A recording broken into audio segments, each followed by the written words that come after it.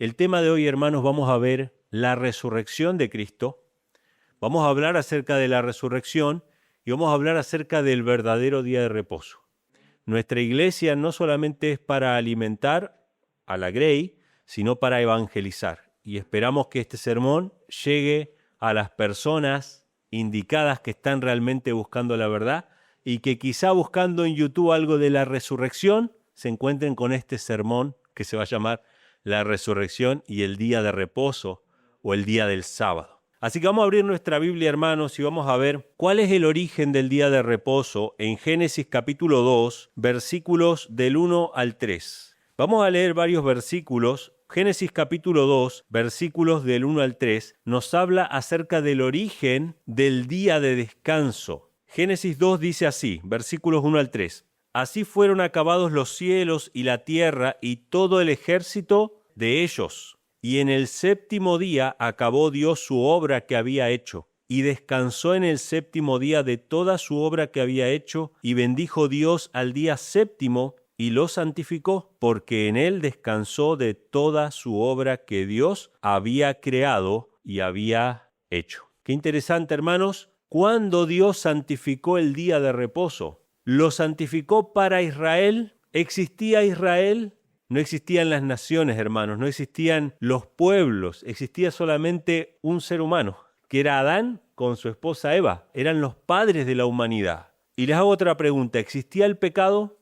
O sea que no era una institución basada en el pecado, como podríamos decir nosotros el sistema de sacrificios y ofrendas. El sistema de sacrificio y ofrenda es un sistema basado en el pecado, representaba aquel que nos iba a limpiar del pecado. Y así muchas otras cosas, observancias religiosas que están basadas en el pecado. Nosotros hacemos la cena del Señor, ¿y en qué está basado? En la caída del hombre, el pecado y la muerte de Cristo que nos viene a rescatar. Y por lo tanto, esto es algo, hermanos, que no podía ser cambiado. Dios lo estableció antes de la caída del hombre. ¿Y qué día dice ahí? Dice séptimo día, ¿verdad? Pero algunas versiones dicen sábado directamente. Si ustedes tienen una Biblia católica en su casa, busquen este versículo y van a ver que dice sábado. El séptimo día de la semana es el sábado.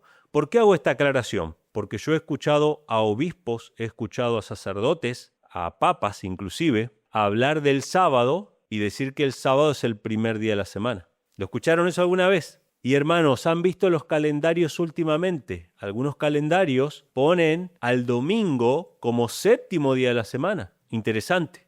Pero si ustedes buscan, hagan su propia investigación en una enciclopedia, en un diccionario, si es posible, antiguo, y busquen séptimo día de la semana, ¿y qué les va a decir?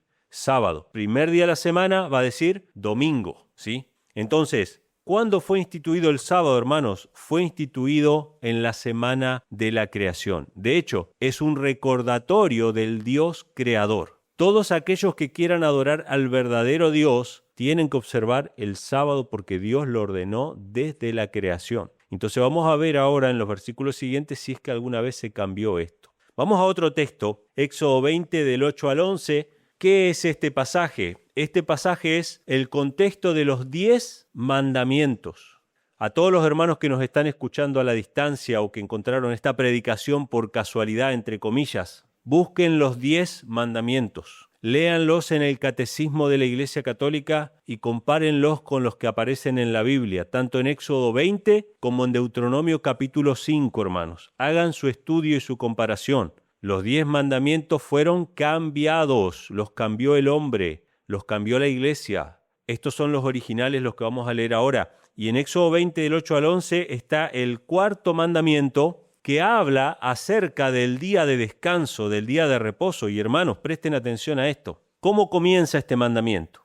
Acuérdate, te acordarás del día sábado para santificarlo. Fíjense, hermanos, comienza con la palabra acuérdate. ¿Qué significa si yo te digo acuérdate de algo? Que ya lo sabías, que ya existía. El mandamiento de observar el sábado y de no trabajar el sábado y dedicarlo para el Señor, como estamos haciendo ahora, y les voy a decir algo bien concreto, hermanos, guardar el sábado no es simplemente no trabajar. O sea, no trabajar no es simplemente guardar el sábado. Según Levítico 23, no lo vamos a leer ahora, pero si quieren lo anotan, Levítico 23 del 1 al 3, dice cómo se guarda el sábado. Es una santa convocación. es un día de reunión. Si usted piensa que por no trabajar el sábado está guardando el sábado, no es así. De hecho, ahora vamos a ver que todos los que guardaban el sábado lo que hacían era congregarse, reunirse para estudiar la Biblia y alabar a Dios.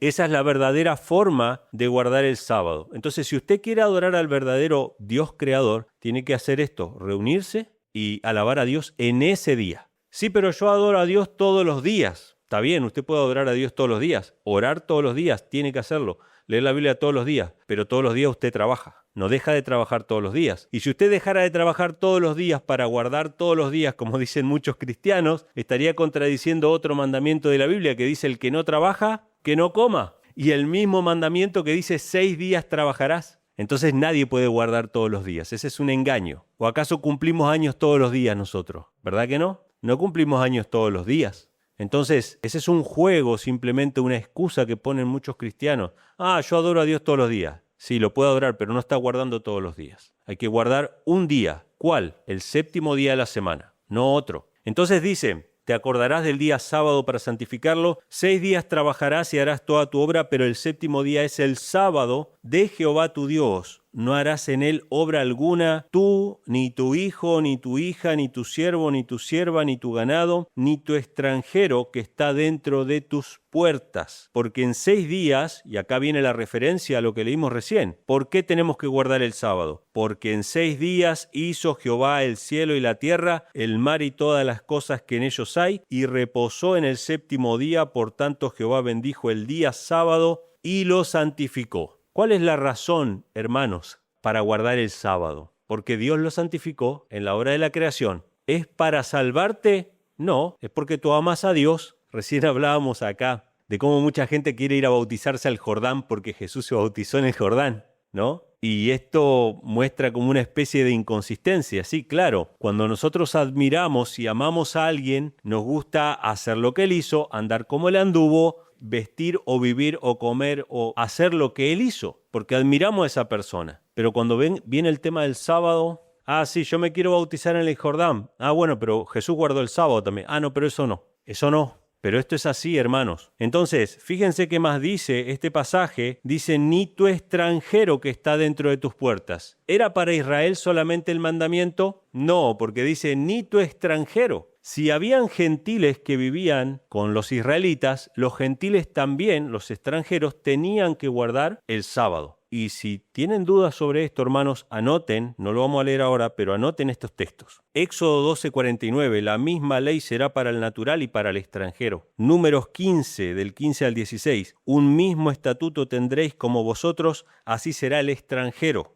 Levítico 24:22, un mismo estatuto tendréis para el extranjero y para el natural. ¿Qué dice Dios en su palabra? En todas las leyes que Dios le dio a Israel, ¿qué le dijo? La misma ley para el extranjero como para el natural. La misma ley, hermanos. Y lo dice con respecto al sábado: ni tu hijo, ni tu bestia, ni tu extranjero que está dentro de tus puertas. O sea que cuando usted, el pastor, venga y le diga: no, pero el sábado era para Israel, no para nosotros que somos gentiles. Primer engaño: si usted no es Israel, entonces no es pueblo de Dios. O sea, todos los que aceptamos a Cristo somos hechos parte de Israel. Pero aunque no nos consideráramos Israel, el mandamiento era para los extranjeros también, ¿sí? Isaías dice: y los extranjeros que abracen mi pacto y que guarden mi sábado, yo los traeré a mi casa de oración, y mi casa de oración será llamada casa de oración para todos los pueblos. ¿Para quién era esa casa de oración? ¿Cuál era el objetivo? Que todas las naciones escucharan la ley de Dios y escucharan la palabra de Dios y conocieran el Evangelio. Entonces, hermanos, cuidado con los engaños de las iglesias cristianas que van contra la ley de Dios, que salen con cualquier excusa. Algunas excusas dicen: el sábado era para los judíos. Después otra excusa es: Jesús abolió el sábado. Después otra excusa es: los discípulos abolieron el sábado. Siempre son diferentes. O es una o es la otra, pero para ellos todas las excusas con tal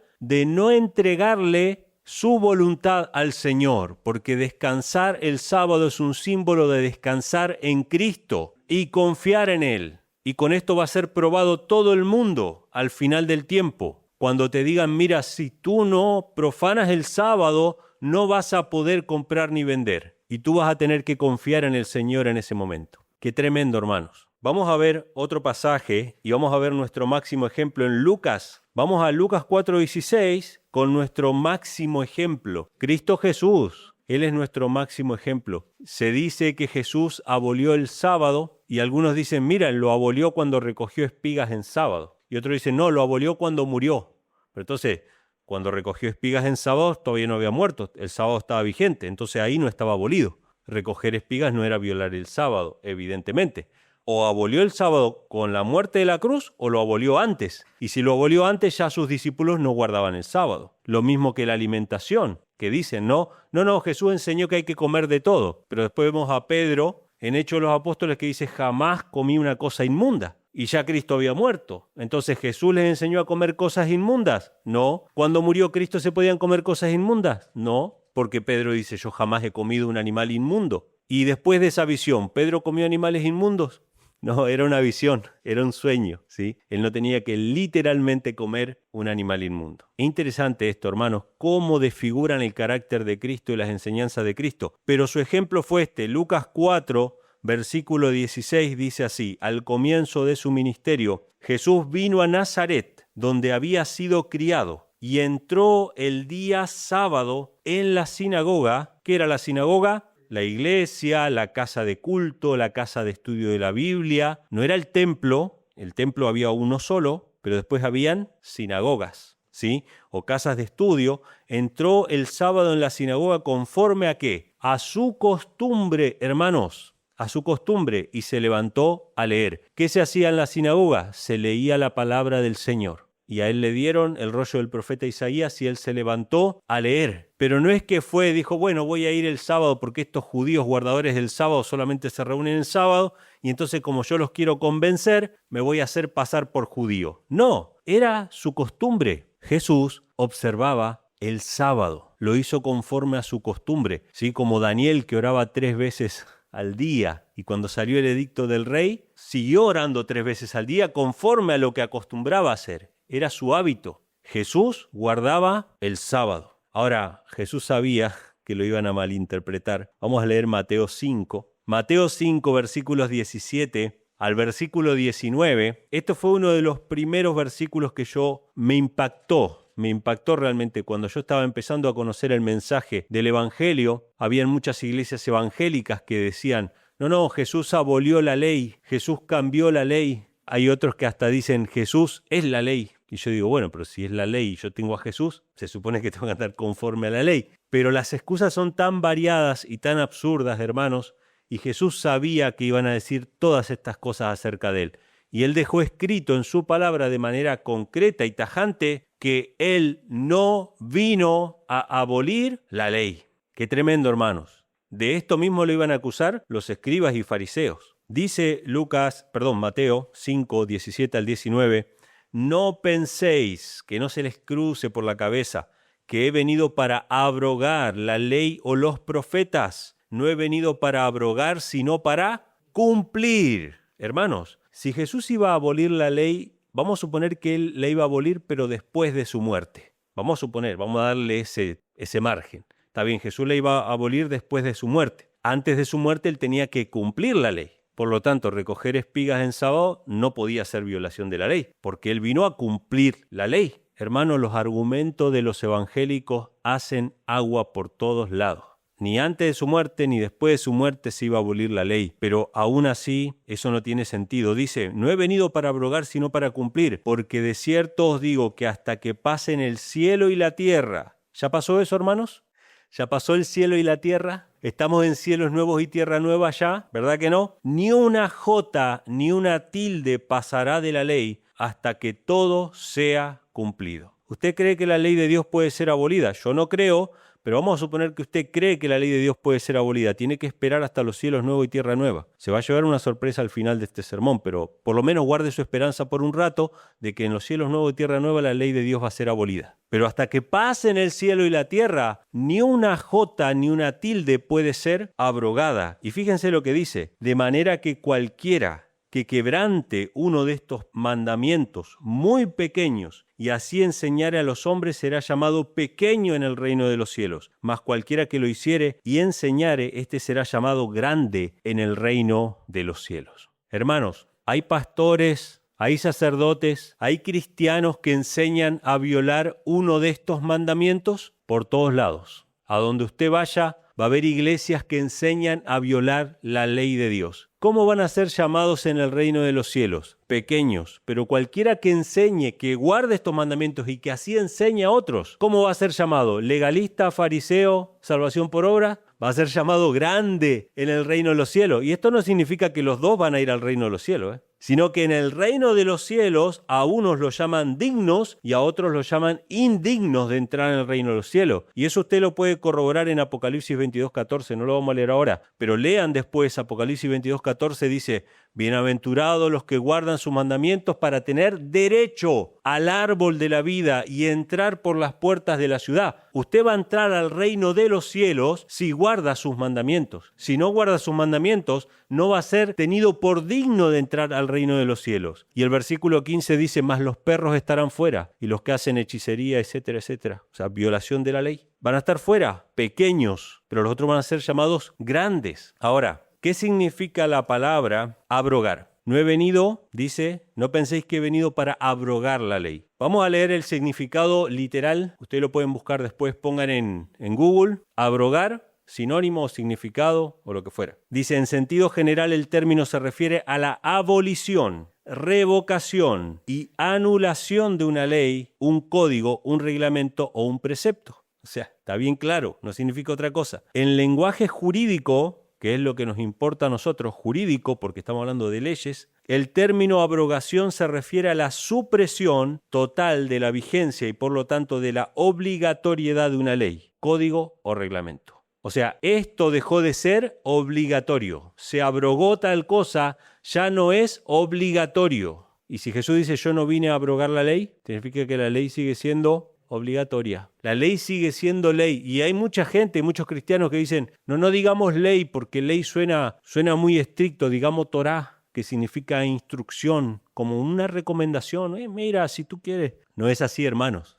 Cuando Dios dice no matarás en su ley, no es que dice, bueno, tú cuando crezcas y sientas el amor verdadero no vas a matar. No, Dios tiene una ley, hermanos. Y con esa ley Él gobierna el universo, porque no todas las personas, lamentablemente, no todas las personas sienten amor por su prójimo. Y entonces, por lo menos, el que no respeta a su prójimo por amor, lo va a respetar por causa de la ley. Y aún así se salvan vidas, porque en esta sociedad que vivimos, que tenemos leyes basadas en la ley de Dios, cuando dice no matarás, un juez, un policía, un jurado, obligan a muchas personas que no aman a su prójimo y que no respetan la vida de su prójimo, por lo menos a que por la fuerza lo respeten. Y si no existieran esas leyes, hermanos, mucha gente inocente estaría sufriendo más todavía de la que sufre ahora. O sea que imagínense con esas leyes restrictivas. Entonces sí es una ley del Señor y Jesús enseñó que Él no vino para abrogar la ley.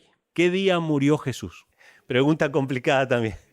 El viernes, ¿sí? Pero vamos a leerlo en la palabra porque los que guardan el domingo o enseñan el domingo sostienen que como Jesús resucitó un domingo, entonces ahora ese es el día de descanso. Y vamos a seguir un poquito esa secuencia para que veamos, hermanos, que no hay nada de eso. Vamos a ir a Lucas capítulo 23, versículos 52 al 54. Y vamos a ver que es bien claro. Hay muchos hoy en día que dicen, no, Jesús murió un miércoles, que pasó 3 días y 3 noches literales en el sepulcro. Jesús no pasó 3 días y 3 noches literales en el sepulcro. Jesús pasó una fracción del viernes, el sábado completo, y una fracción del domingo en el sepulcro. Y tenemos muchos ejemplos en la Biblia de que no se debe tomar literalmente 3 días y 3 noches. Sobre todo las mismas palabras de Jesús que Él dice, al tercer día resucitaré. Después dibújelo en un papel, si usted quiere. Dibuje día 1 con sus 24 horas, día 2 con sus 24 horas y su día 3. Y fíjese si al tercer día se cumplen las 72 horas. No se cumple. Para que sean 72 horas tiene que ser al cuarto día. Yo sé que es difícil imaginarlo ahora, pero hagan la cuenta y ustedes van a ver que o las 5 o 6 veces que Él dice al tercer día no son literales, o la única vez que Él dice 3 días y 3 noches no es literal. Pero usted tiene que decidir, o le cree a las 5 o le cree a la 1, literalmente. Obviamente la Biblia no se contradice, una son literales, las 5, y la única no es literal. No son 3 días y 3 noches, literalmente hablando de 72 horas, sino que Jesús resucitó al tercer día. Entonces, vamos a leer Lucas 23, 52 al 54. Dice, hablando acerca de José de Arimatea, junto con Nicodemo, que fueron los que pidieron el cuerpo, dice, fue a Pilato y pidió el cuerpo de Jesús, y bajándolo lo envolvió en una sábana y lo puso en un sepulcro abierto en una peña en el cual aún nadie había sido puesto. Este era el sepulcro de José. Él lo mandó labrar para sí mismo, pero como era nuevo y estaba cerca del Calvario, lo llevó a Jesús ahí. Y dice, y era el día de la preparación y estaba para comenzar el sábado. ¿Puede ser más clara la escritura?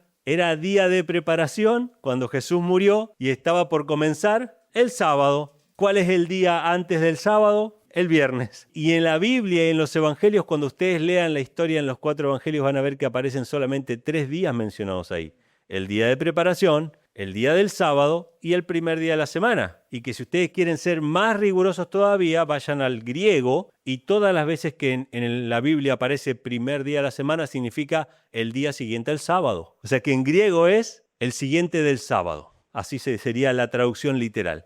Primer día de la semana significa el primero después del sábado. Entonces hay 3 días solamente mencionados acá. Si Jesús hubiese muerto un miércoles, ¿por qué había que esperar hasta el primer día de la semana para llevar los ungüentos? Ya el cuerpo estaba descompuesto, pero las mujeres dicen que llevan a Jesús, ven dónde lo ponen, van a preparar, pero no lo pueden ungir porque estaba por llegar el sábado. Y tuvieron que esperar hasta el primer día de la semana. Si hubiese sido un miércoles, no hubiesen esperado.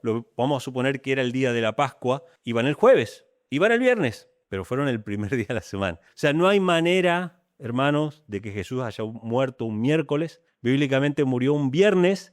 Y qué apropiado para un hijo de Israel, observador de la ley de Dios, descansar qué día. Gloria a Dios, ¿no?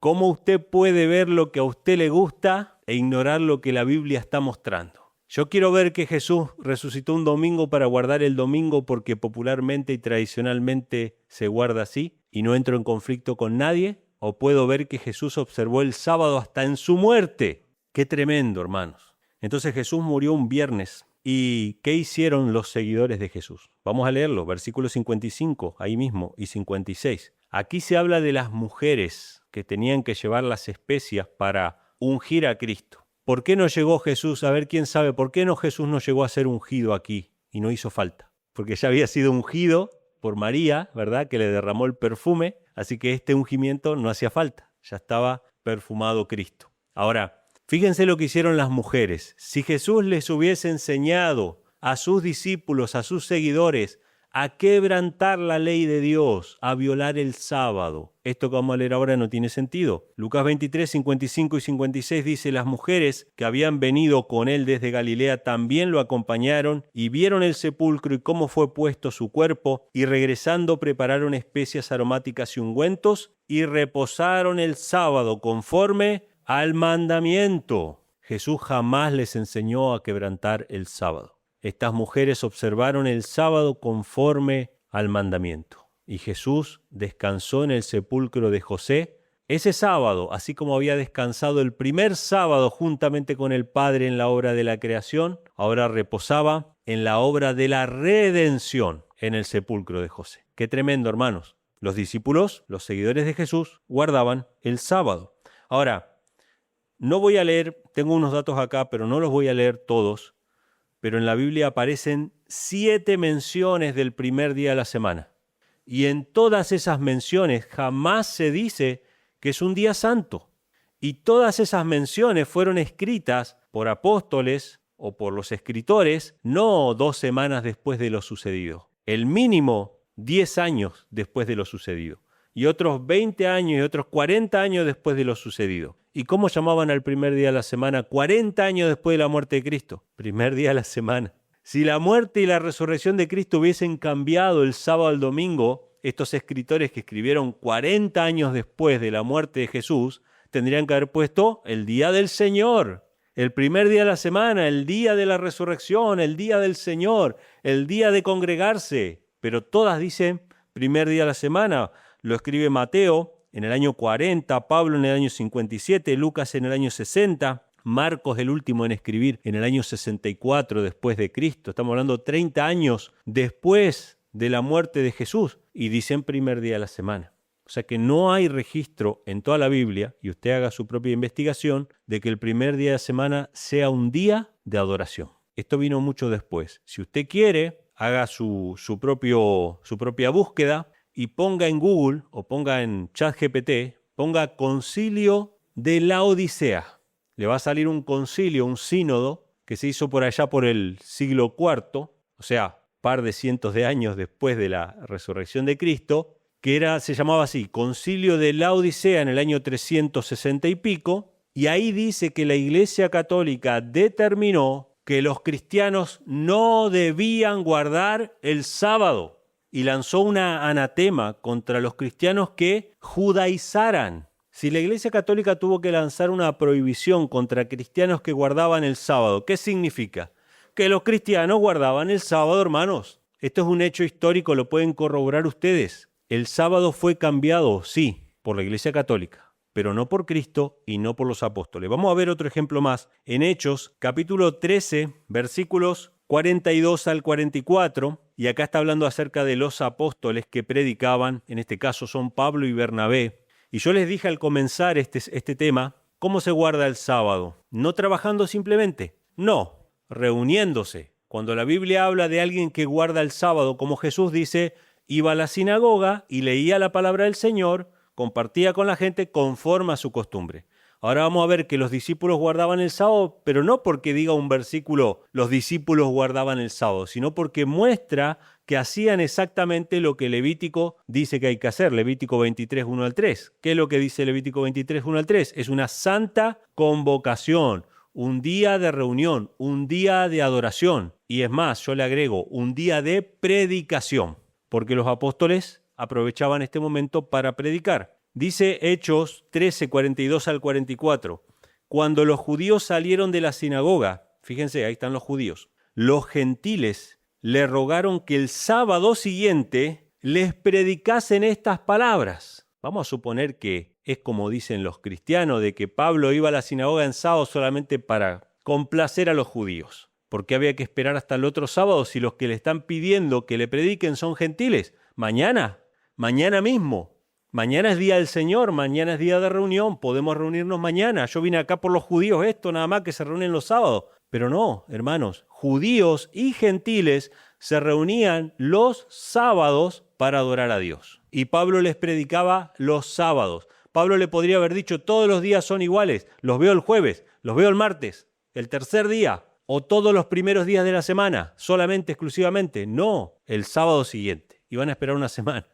Dice, los gentiles les rogaron que el sábado siguiente les predicasen estas palabras y despedida a la congregación, muchos de los judíos y de los religiosos prosélitos siguieron a Pablo y a Bernabé, quienes hablándoles les persuadían a que permaneciesen en la gracia de Dios. Y el sábado siguiente se reunió casi toda la ciudad para oír la palabra de Dios. Eran todos judaizantes, eran todos legalistas, no, hermanos. Era la iglesia de Dios verdadera, primitiva, que guardaba los mandamientos de Dios y la fe de Jesús. Así fue, ¿sí? Vamos a ver otro ejemplo en el 17, Hechos 17, versículos 2 y 3.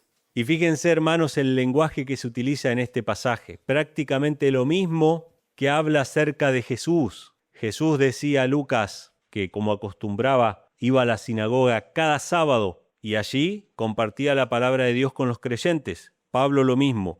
Hechos 17, 2 y 3 dice, Pablo, como acostumbraba, fue a ellos y por 3 sábados disputó con ellos de las Escrituras, enseñando y exponiendo. Escuchen esto, hermanos, lo que enseñaba Pablo. ¿Qué estaba enseñando Pablo? Que era necesario que Cristo padeciese y resucitase de los muertos, y que este Jesús a quien yo os predico, decía él, es el Cristo.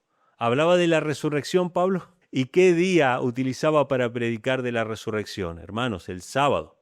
En ningún momento Pablo decía, como Jesús resucitó un domingo, ahora no tenemos que reunirnos más los sábados sino los domingos. Eso es un invento de la imaginación de los cristianos de hoy en día que se han alejado de la palabra del Señor.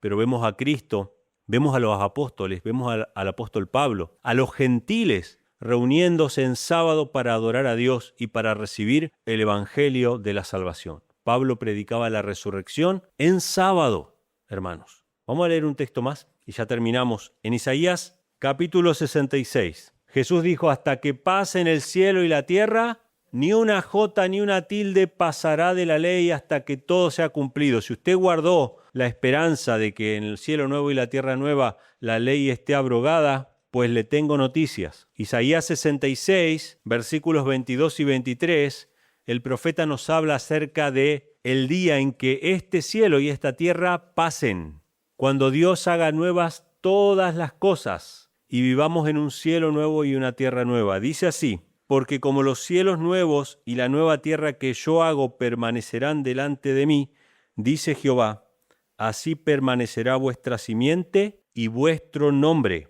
Y será que de luna nueva a otra y de un sábado en otro vendrá toda carne a adorar delante de mí, dice Jehová.